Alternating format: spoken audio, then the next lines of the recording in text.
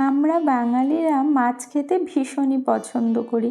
তার মধ্যে অন্যতম একটি পছন্দের রেসিপি হলো তেলকই। আজ আমি একটু ভিন্ন পদ্ধতিতে আপনাদের সাথে তেলকইয়ের রেসিপি শেয়ার করব। ভিডিওটি স্কিপ না করে শেষ পর্যন্ত দেখতে থাকুন। এখানে আমি 4 পিস কই মাছ নিয়েছি। মাছগুলোকে কেটে ধুয়ে পরিষ্কার করে নিয়েছি। এরপর ম্যারিনেশনের জন্য দিয়ে দিচ্ছি পরিমাণ মতো লবণ, দিয়ে দিচ্ছি পরিমাণ মতো হলুদ গুঁড়ো। এবার ভালো করে মাছের গায়ে লবণ হলুদ মাখিয়ে নেব।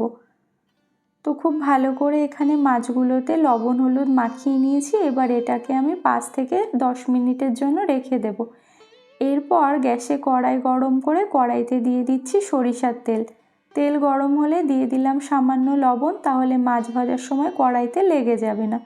তেল খুব ভালো মতো গরম হয়ে এলে এবার মাছগুলোকে দিয়ে দিচ্ছি। মাছ দেওয়ার সঙ্গে সঙ্গে একটু উল্টে দেওয়ার চেষ্টা করবেন, তাহলে মাছগুলো ভাজার সময় আর বাঁকা হয়ে যাবে না। কই মাছ ভাজার সময় মাছগুলো কিন্তু একটু বাঁকা হয়ে যায়, তো এভাবে দেওয়ার সঙ্গে সঙ্গে উল্টে পাল্টে দেবেন, তাহলে কিন্তু বাঁকা হবে না।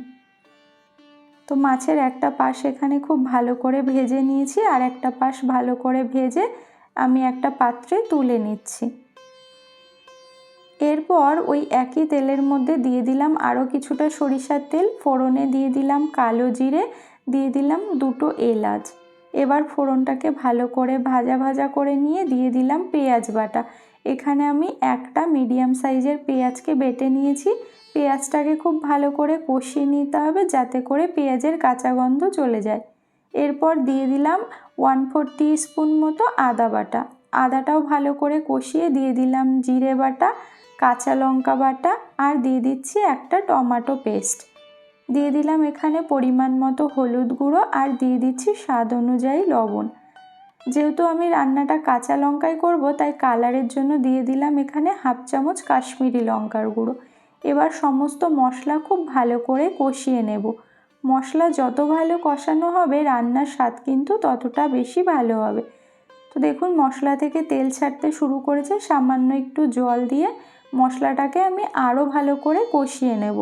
যেহেতু এর নাম তেলকই, তাই তেলের পরিমাণটা একটু বেশি ব্যবহার করতে হবে।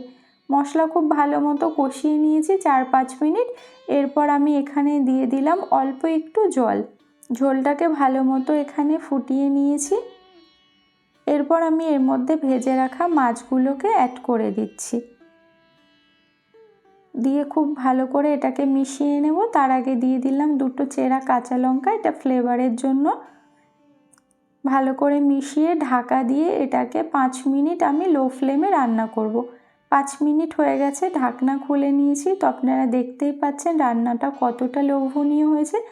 তো রান্নাটা এখানে পুরোপুরি কমপ্লিট। এবার ফ্লেমটাকে অফ করে দিয়ে এটাকে আমি একটা প্লেটে সার্ভ করে নিয়েছি। তো রেসিপিটি আপনাদের কেমন লাগলো অবশ্যই কমেন্ট বক্সে জানাবেন।